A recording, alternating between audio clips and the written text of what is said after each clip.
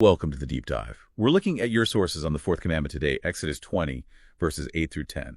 And our mission really is to get behind the usual English translation. We want to uncover the specific instructions, the depth in the original Hebrew about time, work, and holiness. Think of it as your shortcut to understanding this cornerstone of the Decalogue. We often just hear it as take a day off. Simple. But the Hebrew, well, it seems much more specific, much more intentional. Okay, let's jump in. Right at the start, the very first word, zakor, remember. Why is this command more than just thinking about something? Right. Zakor is where it immediately gets interesting. In English, remember can be quite passive. Yes. Recalling something. But the Hebrew here uses a form, scholars call it the infinitive absolute, which sounds technical, I know, but it basically makes it a really strong, timeless command. Think less, try to remember, and more like to remember. This is an ongoing obligation. And crucially, in Hebrew thought, remembering often means acting on that memory. You make it real. You do something. Okay, so it's an active thing. Exactly. That's why the source is connected directly to Deuteronomy 5.1. That version uses the word shamor, which means observe or guard.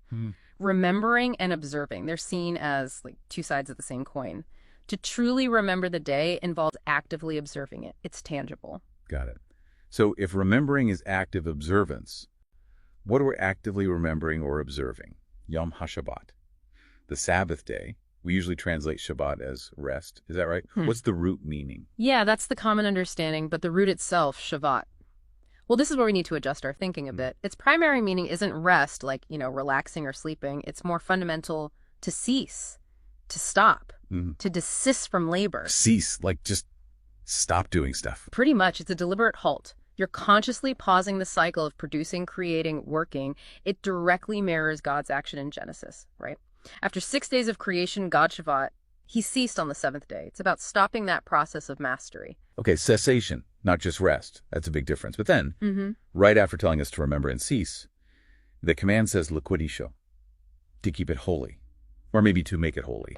If God already ceased, and the day reflects that cessation, why do we need to actively make it holy? Doesn't the stopping itself do that? Good question. It points to our role in it. The root word kodash means holy or set apart. Okay. But the verb form used here, lokodesh, is it's an intensive form. It implies actively making something holy, consecrating it.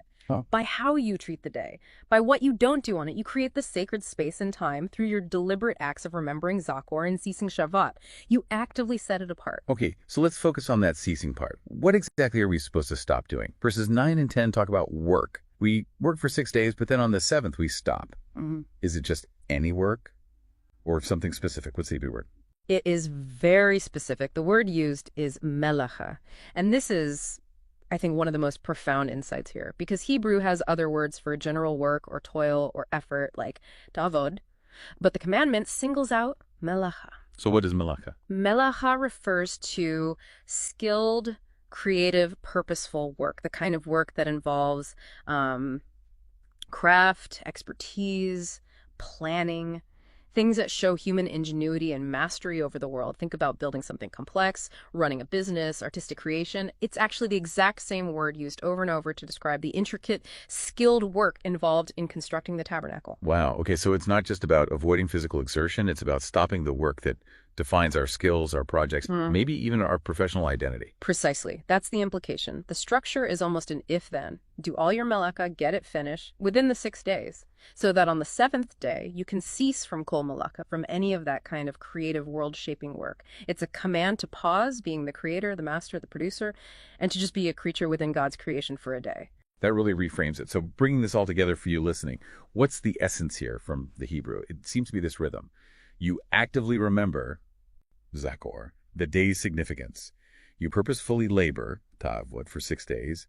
Then you consciously cease, Shavat, completely from your specific skilled creative work, Dahaka. And through that active remembering and deliberate ceasing, you actively make the day holy, Lokwadisho. That captures it. The language points to this mechanism, this structure, designed to intentionally interrupt our usual cycle of production and mastery. It forces a weekly recalibration. Okay, so here's a final thought for you to take away this week, something to mull over. If the commandment specifically prohibits melacha, this skilled, creative, often identity-defining work, Maybe it suggests that your ultimate worth, your identity, isn't solely tied to what you produce or achieve. Maybe it's also deeply connected to your ability to practice disciplined cessation, to what you intentionally choose to set apart, something to consider.